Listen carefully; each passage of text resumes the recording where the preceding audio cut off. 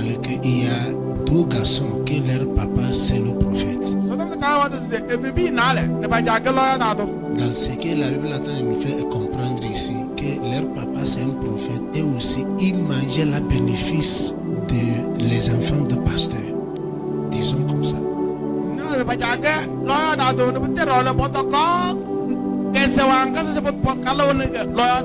Mais quelque chose s'est passé au cours de la route que dans cette chose-là qui bénéficiait, ils commençaient à prendre familière aux choses de Dieu.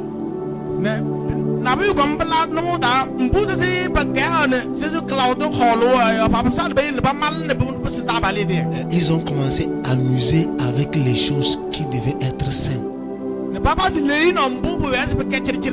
Ils commencent à embêter ce qui ne doit pas être embêté. Maintenant, qu'est-ce que ça vous dit ici? Ce n'est pas seulement de venir dans la maison de Dieu qui montre que la main de Dieu sera sur vous. Mais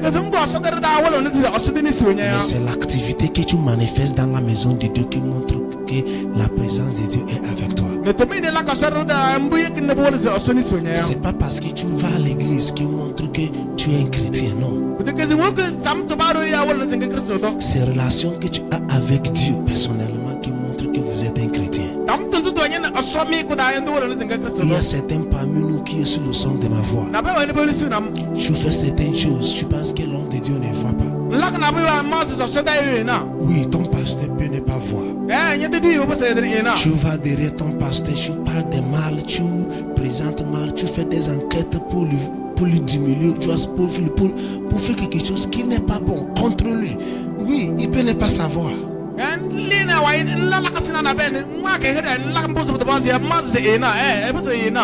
Peut-être c'est envers une fidèle. Tu aimes de parler mal d'une fidèle.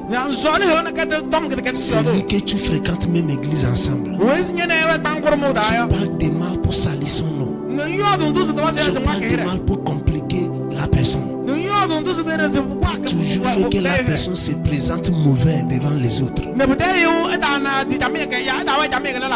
Peut-être en dehors de ça, ou sur la route là-bas, tu n'affiches pas un bon caractère, un bon vie d'un chrétien.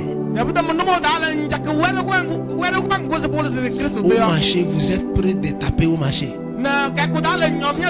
Vous êtes prêts de se faire bagarrer au marché. Vous êtes prêts de crier un grand bruit au marché. Quand ces gens de choses se voient en toi, c'est une indication que la gloire de Dieu va quitter sur vous. Parce que la gloire de Dieu ne reste pas sur la vie de quelqu'un comme ça. Bien avant ça, les Philistins cherchaient le moyen de gagner les Israël, mais ils n'arrivent pas. Ça c'est quand la gloire de Dieu existait dans la vie d'Israël. C'est quand la gloire de Dieu existait dans le pays d'Israël. Les Philistins cherchaient tout le moyen d'éliminer ou détruire les Israël, mais les Philistins n'arrivent pas à trouver. Quand la gloire de Dieu existe dans ta vie, il y a certaines choses qui ne devaient pas vous arriver. Mais quand ton comportement commençait à attendre d'aller directement sur ce qui est consacré à Dieu, sur ce qu'il ne faut pas parler, ce qu'il ne faut pas toucher, ce qu'il ne faut pas déconsacrer, et je suis en train de faire des choses pour salir ou déconsacrer ça. En même temps, la gloire de Dieu va retirer sur vous. Et des problèmes étranges que tu n'as jamais imaginé, tu n'as jamais vu, va commencer à descendre dans ta vie. Pour cela, tant qu'un chrétien, fais attention.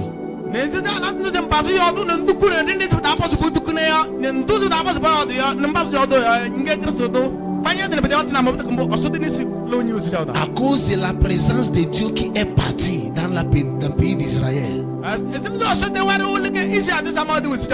40 000 hommes est mort dans une seule journée. À cause du manque de la présence de la gloire de Dieu dans Israël. Ça veut dire que la gloire de Dieu a la capacité de protéger les gens. La gloire gloire de Dieu a la capacité de protéger une foyer. Mais quand tu commences à parler des choses qu'il ne faut pas parler, c'est comme un chrétien. Chaque temps tu parles mal à ton pasteur. Les autres fidèles cherchent le moyen de découvrir l'unité de leur pasteur. Toi, tu cherches le moyen de savoir qu'est-ce qui ne va pas. Tu vas chez les gens, tu demandes pour savoir qu'est-ce qui se passe.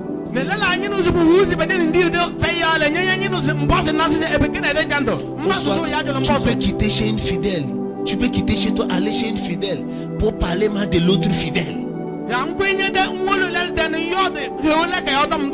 Problème qu'il faut régler amicablement entre vous deux. Tu veux escaler ça. Ça montre que tu es en train de poignarder et trouer la gloire qui devait te couvrir. Tu es en train de lui trouer, que ça coule pas, fini.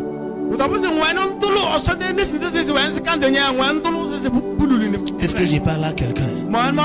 Est-ce que j'ai parlé à quelqu'un? Donc quand la gloire de Dieu était dans Israël, les Philistins n'arrivent pas à les attraper. C'est pour cela quand on a amené l'arche de l'autel dans le camp d'Israël, les Philistins sont peur parce qu'ils savent ce que cet acte-là peut faire.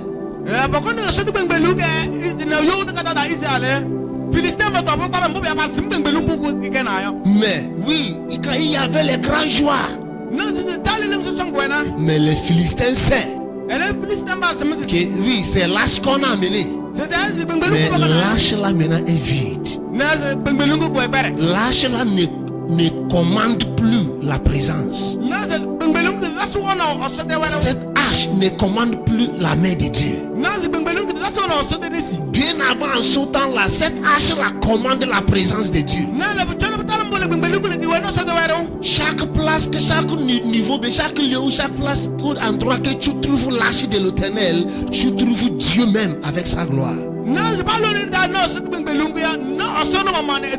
à cause de certaines choses au fini et fini à faire, la gloire de Dieu est bannie dans Israël entier. Maintenant, quand ils sont amenés l'arche de l'Éternel seulement, mais il n'y a plus rien dedans. Alléluia. Amen. Il y a les choses qui font que la gloire de Dieu est bannie dans la vie d'un homme. La gloire de Dieu ne disparaît pas, ou bien ça ne retire pas dans la vie d'un homme simplement comme ça. Il y a raison. Et première chose qui fait que la gloire de Dieu est bannie dans la vie d'un homme, c'est orgueil. Vous êtes un homme qui est l'orgueil. L'orgueil que j'ai dit ici, ce n'est pas surtout l'orgueil physique. Le plus grand orgueil dangereux qu'un homme va avoir, c'est l'orgueil de ta spiritualité. L'orgueil de ta vie spirituelle. Ça veut dire que vous êtes orgueilleux spirituellement. Tu me connais? Tu sais que j'ai donné ma vie en Jésus dans 1998. J'ai reçu le Saint-Esprit dans 1900 Abraham. J'ai parlé à langue dans 1900 Moïse. Tu parles avec l'orgueil. Quand les gens t'écoutent, ils écoutent orgueil. Ça ne doit pas se voir en toi en tant qu'un chrétien. En tant qu'un chrétien qui commande la gloire de Dieu, tu dois être humble. Ce n'est pas orgueilleux. Tu dois être prêt que les gens marchent sur toi. C'est pas tout le moment que les gens te blessent ou bien te font du mal, tu agis. Non. Il y a certaines choses, quand tu vois, tu fais comme tu n'as pas vu. Tu laisses ça pour que Dieu gère ça pour toi. Parce que s'il y a la gloire de Dieu dans ta vie, cette affaire doit être gérée. Mais quand tu es orgueil spirituel, premièrement d'abord, tu n'arrives plus à prier. Ça là se trouve dans la vie de beaucoup de prophètes. Parce qu'il peut venir chaque jour, prendre le micro, prophétiser sur les gens. Ils pensent que c'est ça. Prophétie que tu donnes, c'est un don que Dieu t'a donné, que tu manifestes. Mais la manifestation de ces prophéties que tu donnes, les gens qui s'appellent leur témoignage ou accomplissement de leur prophétie, ça se produit à la place de la prière.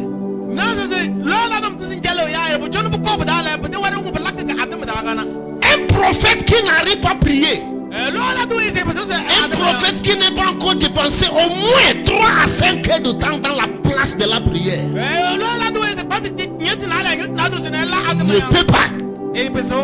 ne peut pas jamais contrôle ou commande la gloire de l'Éternel. Donner prophétie, appeler le nom et la direction et la qualité. Donner prophétiser pour problème de gens. Mais c'est derrière toi, je n'arrive pas à regarder combien de heures que tu pries. Combien de temps que tu dépasses avec Adonai. Tu n'as pas encore commencé à manifester ton ministère. Parce que c'est dans la place de la prière que tu causes avec Alpha et Oméga. Maintenant, il te dit quoi faire. Quand tu disposes ça pour ses enfants, résultat manifeste.